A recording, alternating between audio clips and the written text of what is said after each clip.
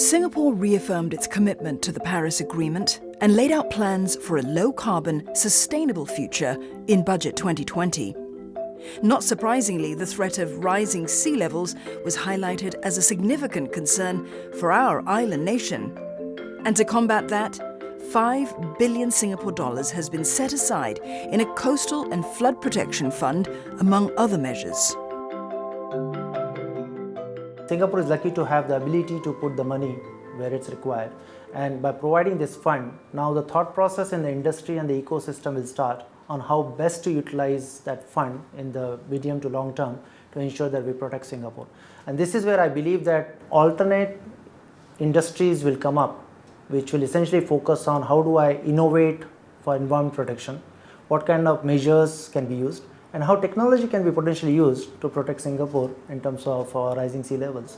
The government has also announced a $1 billion commitment for research on urban solutions and sustainability, and a pledge to make all HDB towns eco-friendly in 10 years.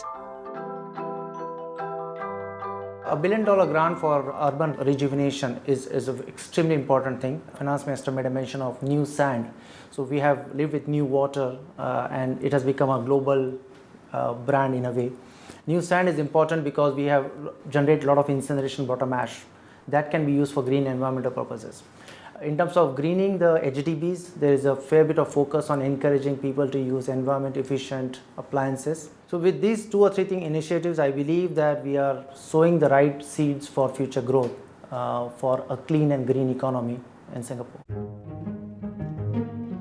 One of the biggest surprises was a pledge to phase out internal combustion engine vehicles by 2040 and move towards electric vehicles or EVs. While these measures have generally been received positively, some experts felt that they could have gone further. The transport sector currently contributes 14% of carbon emissions. So this is a low-hanging fruit that will ensure that we are reducing carbon emissions from the transport sector. At the same time, while we change how we power our vehicles, whether it's from fuels or electricity, we're still not changing how Singapore is fundamentally powered. 95% of our power comes from natural gas, which is still a fossil fuel. So essentially, we need to be growing our access to renewable energy sources, while at the same time reducing our reliance on fossil fuels.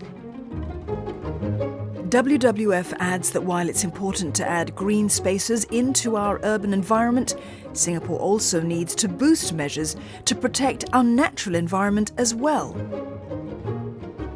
We need to be shifting our definition of nature beyond what we see in our neighbourhood parks and our HDB estates and recognizing that protecting nature, there is value. So while we put in so much money into the technology and the infrastructure needed to protect Singapore, we cannot forget that we also already have natural coastal defences in place. And these are our mangroves, our coral reefs, our seagrasses. These are already on our coastlines, and these are actually free natural defences that can protect Singapore from climate change.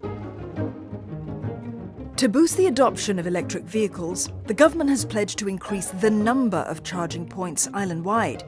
They'll also introduce an EV early adoption incentive for cars and taxis. Those who purchase fully electric cars and taxis will receive a rebate of up to 45% on the additional registration fee, capped at $20,000. If you consider the fact that this is a long-term agenda, then any policy changes would also be progressive and gradual. So therefore, will be enough time for companies, for individuals to slowly adjust to it. I mean, 2040, this is, we still have some time to go. So I think it is enough time for Singaporeans and companies to slowly adjust to the changes. Minister Heng also spoke on the need to build a fiscally sustainable Singapore. Due to the current challenging economic backdrop, amid the ongoing COVID-19 outbreak, the decision to push back the anticipated GST increase was expected by most. But Mr. Heng reiterated that it will not be pushed back indefinitely and announced an assurance package worth 6 billion Singapore dollars over 5 years to help Singaporeans cope. We did an estimation based on population growth, based on inflations. And if you take into account these two key factors, we arrive at a number of roughly about 5.6 to 6 billion Sing dollar over a period of 5 years. So we're definitely on the same page on that issues, and I think that it will be enough to help offset some of the impact that will come about because of the GST hike, particularly on the low-income Singaporeans. And we have to bear in mind that, you see, the offset package is not just about offsetting the entire cost of the consumption. The whole purpose is to offset that marginal 2 percentage point increase in the GSTs. Under the assurance package, the majority of Singaporean households will receive offsets to cover at least 5 years' worth of additional GST expenses incurred. And lower income households will receive much more. You know, Singapore's rate at 7% is considered one of the lowest in the world now.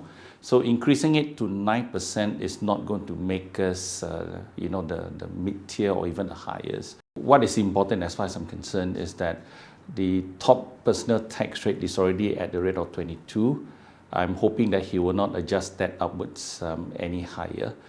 Considering that if one remembers why GST was implemented in Singapore back in 1994, whilst he recognized that there was an aging population, and we needed to bring in a different type of tax, which is taxing on consumption rather than personal income tax.